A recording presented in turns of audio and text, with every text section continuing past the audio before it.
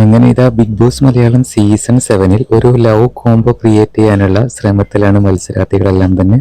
എല്ലാ മത്സരാർത്ഥികളും വളരെയധികം സപ്പോർട്ടീവായിട്ടാണ് ആര്യനോടും നമ്മുടെ അനുമോളോടുമായിട്ട് സംസാരിക്കുന്നത്. ആര്യൻ പറയുന്നുണ്ട്, എനിക്കൊരു ലവ് കോംബോ പിടിച്ചാലോ എന്ന് ഞാൻ ശ്രമിക്കുന്നുണ്ട്. ഞാൻ ജിസേലിന്റെ പുറകെ നടക്കുന്നുണ്ട്, അതുപോലെ അനുമോളുടെ പുറകെയും നടക്കുന്നുണ്ട്.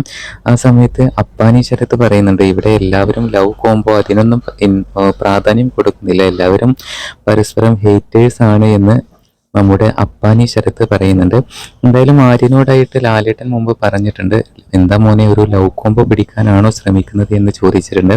ആ സമയത്തിന് അങ്ങനെയൊന്നും ഇല്ല ലാലേട്ട എന്ന് പറയുന്നുണ്ട്, വരുന്ന സാഹചര്യത്തിനനുസരിച്ച് നോക്കാമെന്നും നമ്മുടെ ആര്യൻ എന്ന് പറഞ്ഞിരുന്നു. എന്തായാലും അനുമോളെ കുറിച്ചാണ് ഇപ്പോൾ കൂടുതലും എല്ലാവരും സംസാരിക്കുന്നത്.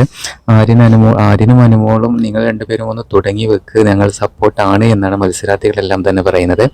മറ്റു സീസണുകളെ അപേക്ഷിച്ച് ഈ സീസണിൽ ഏറ്റവും വലിയൊരു കുറവും അതുതന്നെയാണ്. എല്ലാ സീസണിലും ഓരോ കോംബോ പിടിച്ചിരുന്നു, എന്നാൽ ഈ ഒരു സീസണിൽ ലവ് കോംബോ ഇല്ല എന്നുള്ളതാണ് മറ്റൊരു പ്രത്യേകത.